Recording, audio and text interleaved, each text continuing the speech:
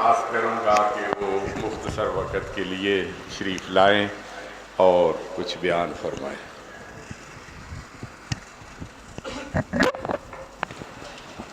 نحمده ونصلي على رسوله الكريم اما بعد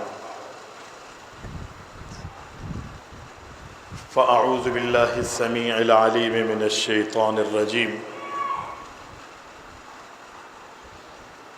يا ايها الذين آمنوا لا تدخلوا بيوتا غير بيوتكم حتى تستأنسوا وتسلموا على اهلها۔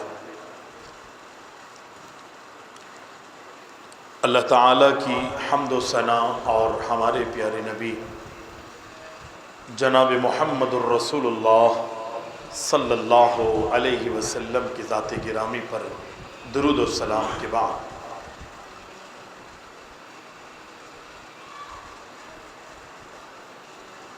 میرے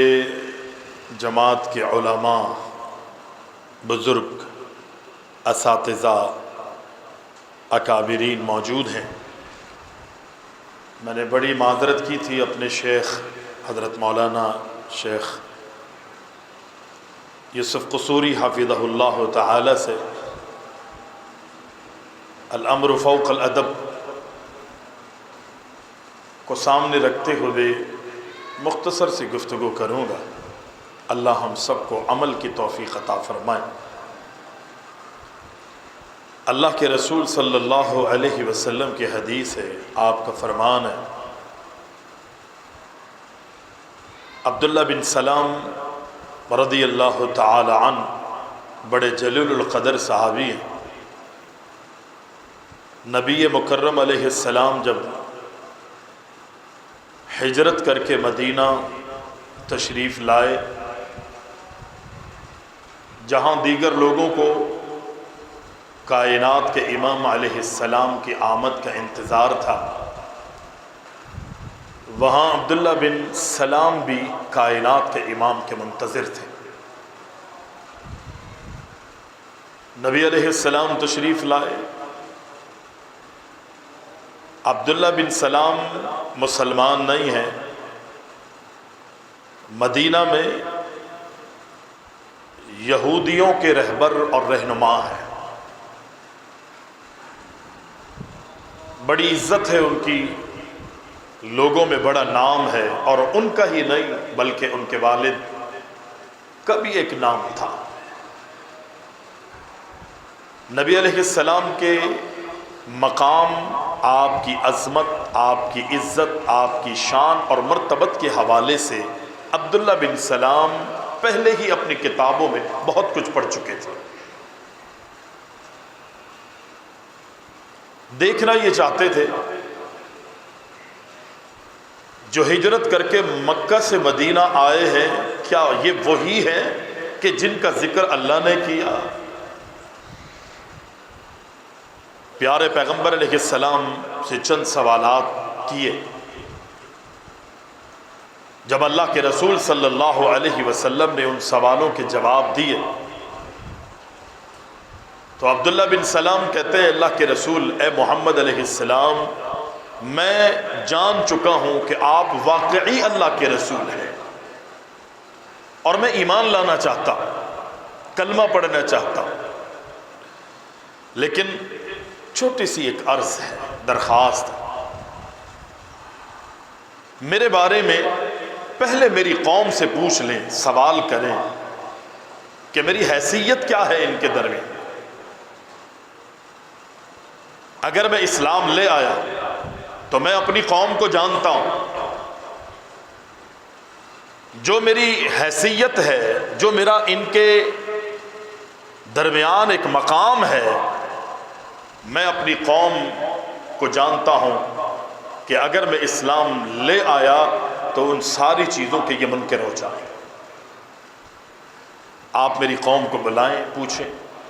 نبی علیہ السلام نے یہودیوں کو دین کی دعوت دی، اسلام پہنچایا، کچھ تھے جنہوں نے قبول کیا، لیکن بہت بڑی تعداد تھی جنہوں نے انکار کیا۔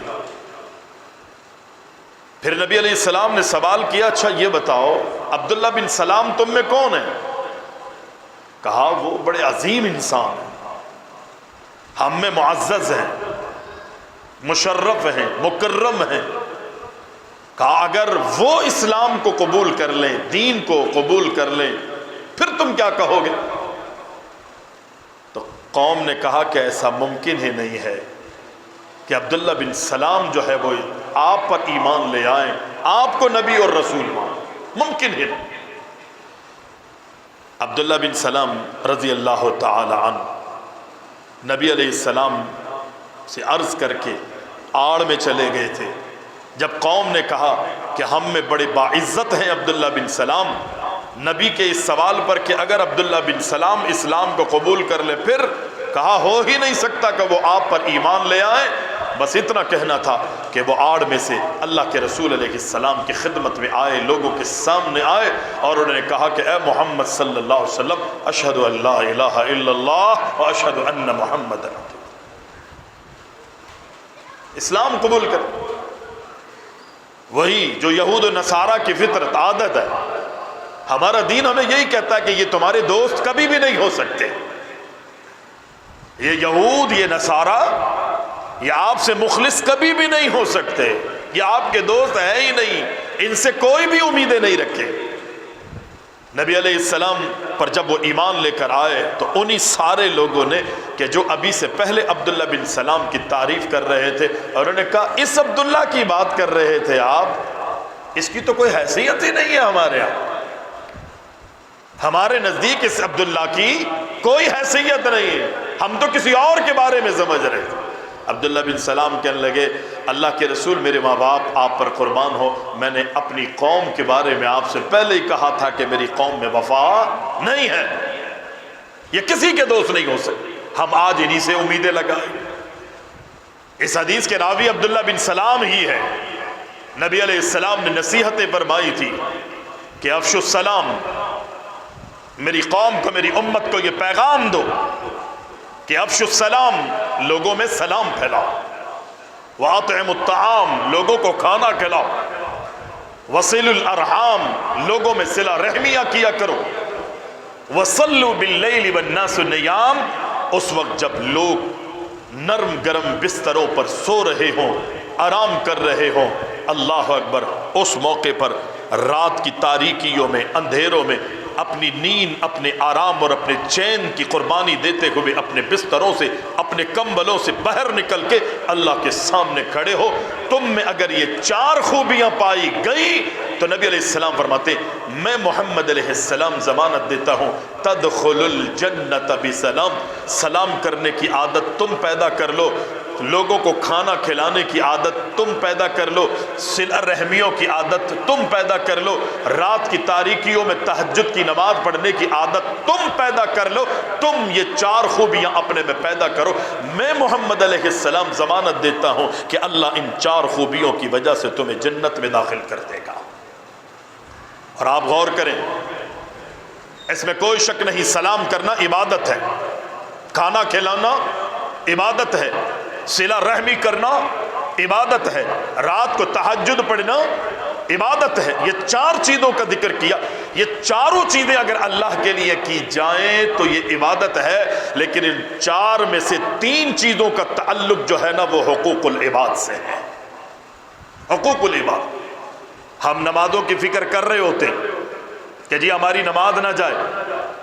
جناب ہمارے روزے نہ جائیں، ہمارے عمروں میں کمی نہ آ جائے، زندگی میں کئی حج کر کے ہم الحاج کا لقب اپنے آپ کو دیتے، لیکن ان چار چیزوں میں تین چیزوں کا تعلق جو ہے نا حقوق العباد سے ہے، اور ایک چیز کا تعلق حقوق اللہ سے۔ افشوا السلام، لوگوں کی خیر خواہی ہے نا، ہم سلام کہتے ہیں السلام علیکم ورحمۃ اللہ وبرکاتہ، اللہ اکبر۔ اس کا معنی کیا ہے کہ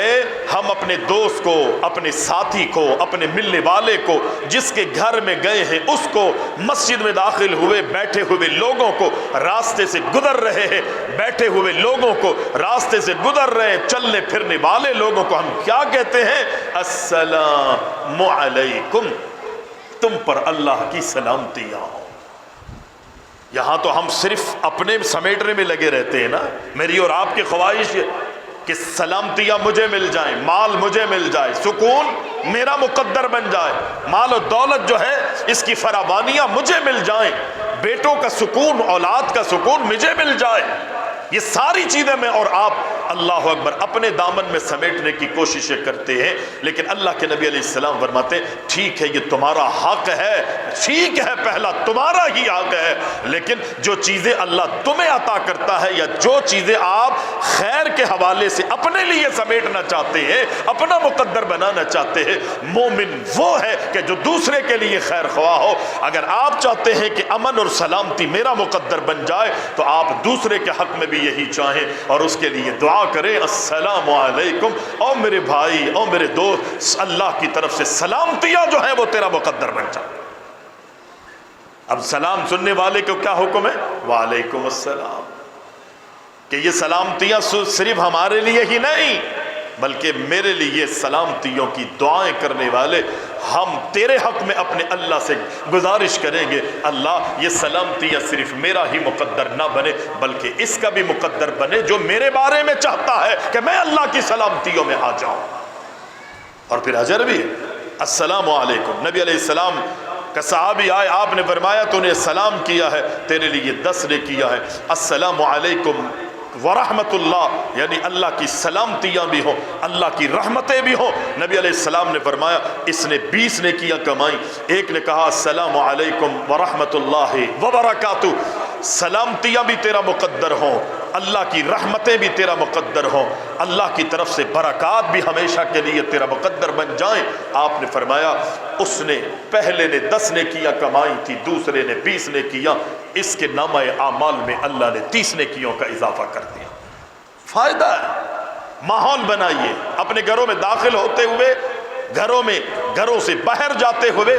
اپنے بچوں کو بھی یہ تعلیم دیں، تربیت کریں۔ بچے جب گھر سے پڑھنے کے لیے نکلے، کام کے لیے نکلے، اسکول کے لیے نکلے، بچوں سے کہیں بیٹا دعا پڑھو اور السلام علیکم کہہ کر گھر سے باہر جاؤ۔ جب بچے باہر سے گھر آئیں تو یقینی طور پر جہاں میں اور آپ ان کو دنیا کی لالچیں دیتے ہیں، دنیا کی فراوانیاں اور دنیا کی وسعتوں کے حوالے سے اللہ اکبر حریص رہتے ہیں اپنے بچوں کے بارے میں کہ ان کو یہ ساری خوبیاں جو ہیں وہ نصیب ہو جائیں۔ بچے جیسے ہی گھر میں داخل ہوں تو داخل ہوتے ہی بچوں سے کہیں بیٹا آج آپ نے گھر میں داخل ہوتے ہوئے سلام نہیں کیا، جائیے پہلے سلام کر کے آئیے۔ 1 دفعہ 2 دفعہ 3 دفعہ 4 دفعہ 5 دفعہ ہوگا، میں کہتا ہوں ہفتہ مہینہ گزرے گا، 2 مہینے 3 مہینے گزریں گے، پھر کیفیت ان بچوں کی یہ ہوگی کہ میں اور آپ اگر بغیر سلام کیے گھر میں آئیں گے تو یہ بچے کہیں گے ابو جان آج آپ نے سلام نہیں کیا۔ تعلیم کا نتیجہ ہوگا، تربیت کا نتیجہ ہوگا، ماحول دینے کا نتیجہ ہوگا۔ اور جب میں اور آپ ہی منہ اٹھائے گھر میں منہ پھولا ہوا آتے ہی جناب زبان پر اول فول ہیں، طوفان بدتمیزیاں ہیں، بیوی سے لڑائی، بچوں پہ غصہ بھرم ہونا، یہ وہ، تو میرے بھائی گھر میں امن اور سکون نہیں ہوگا۔ اسلامی طرز زندگی کو اگر میں اور آپ اپنائیں گے انشاءاللہ اس میں میری اور آپ کی کامیابی ہے۔ وقت زیادہ لے لیا، اللہ ہم سب کو معاف فرمائے اور ہم سب کو کتاب و سنت کے مطابق عملی زندگی گزارنے کی توفیق عطا فرمائے۔ اقول قولی ھذا استغفر اللہ لی ولکم ولسائر